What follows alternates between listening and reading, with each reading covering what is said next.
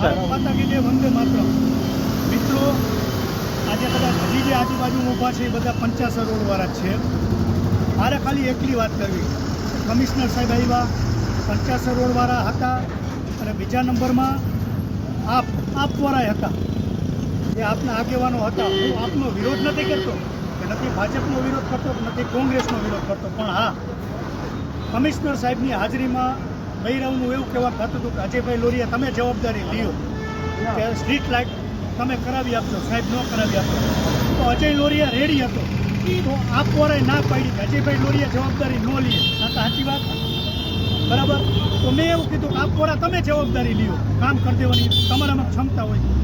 તો એ કે ના, અમે લઈએ નહીં, લેવાય ન દે. એટલે મારો વાતનો વિષય, હું આપનો વિરોધ નથી કરતો, પણ ખરાબ પરિસ્થિતિમાં ખરેખર આજે પ્રજાનું કામ લઈને આપણે આવ્યા હતા. તો આજે 50 રોડના જે પ્રશ્ન છે, કે લાઇટનો કે પાણીનો, આ એક પ્રશ્ન પૂરા કરવાની એક વાત હતી. તો પછી આજે હું મોટો થાવ, આપવાળા મોટા થાય, મને કોઈ જાતનો ફેર નથી પડતો. પણ આ લોકોની આવી વિચારધારા કેમ, કે અજયભાઈ જવાબદારી ન લે?